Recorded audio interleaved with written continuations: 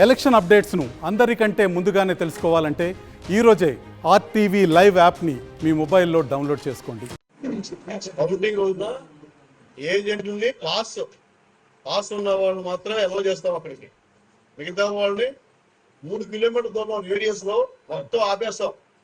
ఒక్కరిని కూడా అలౌ చేయం ఆ రేడియస్ లోపలికి, 3 కిలోమీటర్ లోపలికి కౌంటింగ్ అంత దగ్గర. కాబట్టి ఎవ్వరు కూడా రావద్దు. పాసులు ఉన్న వాళ్ళు ఏజెంట్ తప్ప వేరే ఎవరిని కూడా అలౌ చేయండి. సో ఈ రిజల్ట్ అంతా కూడా మీ టీవీలో కరెక్ట్గా చెప్తా ఉంటాను. అందరికీ ఒక సిస్టమ్ ఉంది. సిస్టమ్ ప్రకారంగా ఏబీని 1 అవర్ మీకు డిస్ప్లే అయిపోతుంది. కాబట్టి దయచేసి ఎవరు కౌంటింగ్ కేంద్రాల దగ్గర రావద్దు. కాబట్టి రెండు ఏదన్నా మెజారిటీ వస్తున్నప్పుడు తారాజోలు వేయటం అవన్నీ అడావులు చేస్తారు. అటువంటి అడావులు చేస్తే ఇమ్మీడియట్గా అరెస్ట్ చేస్తాం, ఇమ్మీడియట్గా. సో అందరూ కూడా సమయంలో పాటించాలి.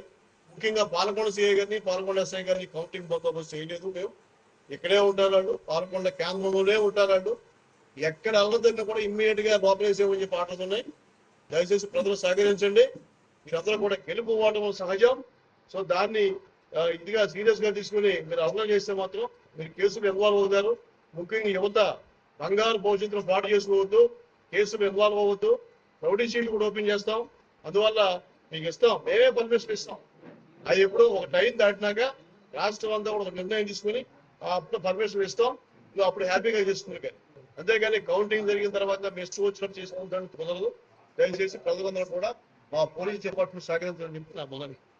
మరిన్ని వీడియోస్ కోసం ఛానల్ ని సబ్స్క్రైబ్ చేయండి. లేటెస్ట్ అప్డేట్స్ కోసం వాట్సాప్ ఛానల్ ని ఫాలో చేయండి. అండ్ లింక్ డిస్క్రిప్షన్ లో ఉంది.